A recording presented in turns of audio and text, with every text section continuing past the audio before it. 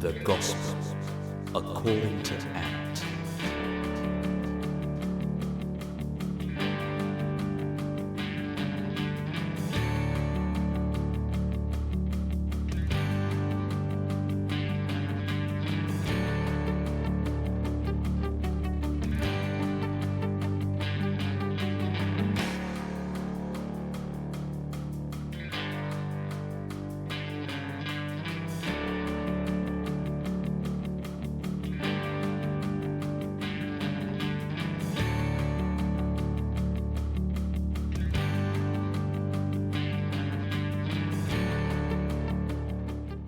Hi, and welcome to another episode of The Serial Traveller. This time we will be doing a flight review on a trip I made to Portugal in October 2022. Unlike previous episodes, this one only covers the flights I took. On this occasion, I took 4 flights for this entire trip. For many years, the island of Madeira was on my radar of places I had to visit. So, the time had finally come to organise this trip. Funchal is the capital city of the island of Madeira, an autonomous region located southwest off the coast of Portugal on the Atlantic Ocean. Getting there from the UK, London specifically, is fairly easy, as there are a number of direct services that can get you there in around or slightly under 4 hours. Flights, however, are not all that frequent, in cases not even daily, which means that ticket prices do start at a higher rate compared to other European holiday destinations, especially if you book just 2 months in advance, as was my case. Because we were in the later stages of summer, delaying the departure date would only push us nearer to winter, and although Madeira is closer to the equator, still the weather could be a little tricky, especially if I wanted to indulge in an end-of-year escape to the sun and warmth. Besides, here in the UK, end of October means half-term break for schools.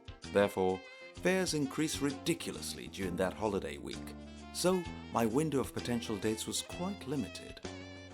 Ticket prices on direct flights for the week we wanted to travel was already north of the £400 mark. In my case, times that by 2.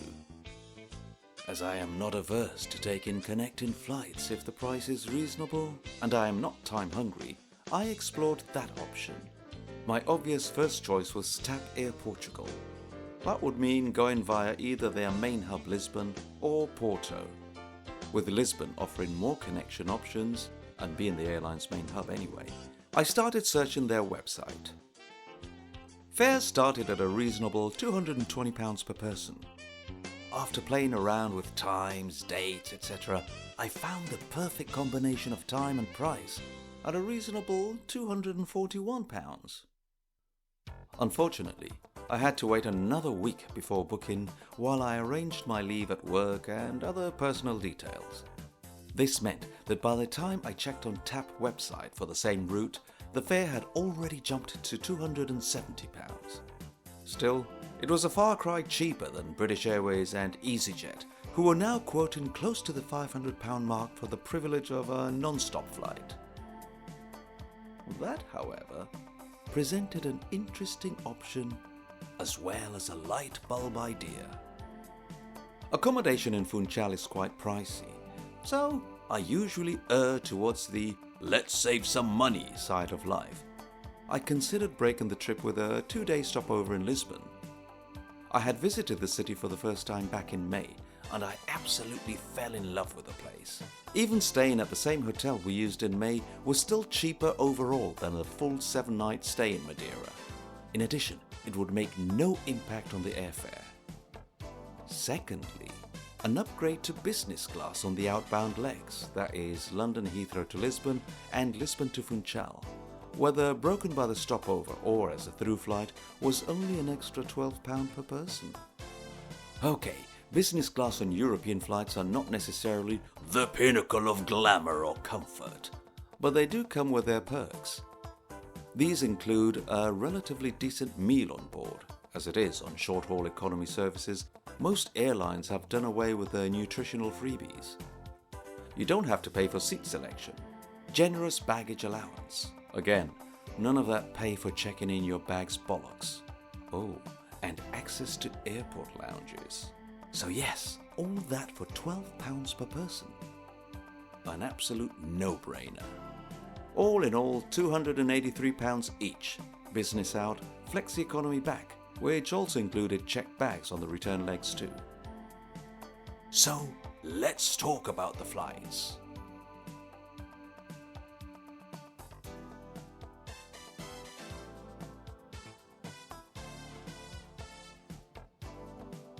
Saturday morning.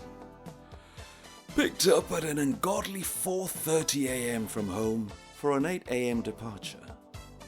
We arrived at Heathrow just before 6.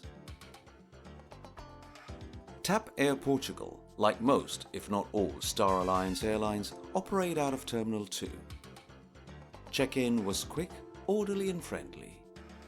We went straight through security, an almost 15-minute affair, then headed towards the Lufthansa lounge. Lufthansa boasts a pretty decent lounge for an outsider carrier. It is rather spacey, and because of the ungodly hour, around 6:30 by the time we arrived, it wasn't crowded. That, despite Lufthansa already having a couple of flights departing around that time. We helped ourselves to breakfast. Coffee machines, fruit juice and water, bread, pastries and a buffet of hot breakfast selections were there for the taking and regularly refilled at the food station. Seating area was plentiful for a lounge this size, and a floor-to-ceiling window traversed the length of the lounge, giving ample views to the terminal's air bridges. So, a nice spot for those plane spotters among us. Our flight was displayed as on time on the flight board. When the time came, we took the 7 or so minute walk towards the boarding gate. A queue had already formed by the time we arrived, divided into 4 separate lines. A premium queue for business class passengers as well as those holding gold or silver Star Alliance membership cards. And groups A, B and C queues depending on where you sat in the economy cabin. Document checks were orderly, and very soon we were boarding the pristine and smart Airbus A321neo operating this flight. Greeted at the door, we took our seats in row 1. As I mentioned earlier, business class on European flights, especially on these narrow-bodied aircraft, come with very little hard product perks. Seats are the same as economy. The way TAP operate, their business class seats have the same legroom as preferential or flexi economy, which are normally the first 10 or so rows in the cabin. This, in my opinion, is quite decent and bearable for a 2 hours plus flight. The difference between these seats and the discounted economy section is probably an inch or so more legroom and the fact that these seats actually do recline. Saying that, when I travelled on this same carrier back in May, we did so on a discounted fare, and in all honesty, I found the seats quite comfortable for short flights. The non-reclining nature of them were no major inconvenience, to be honest. Pushback commenced on schedule, and following a brief and informative security announcement, plus the flight details from the captain in both English and Portuguese, we were on course for takeoff. Flight was scheduled to last 2 hours 20 minutes.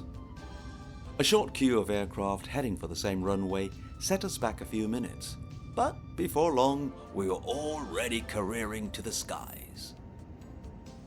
After takeoff, we banked left to take a southerly route towards Southampton to then cross the English Channel, northeast of France, down to the Bay of Biscay, Cantabria Sea, hit inland over Bilbao, veering southwest towards Portugal before landing in Lisbon. Once cruising speed and altitude was reached, the in-cabin service started. Due to the early morning schedule, a continental breakfast was our meal option.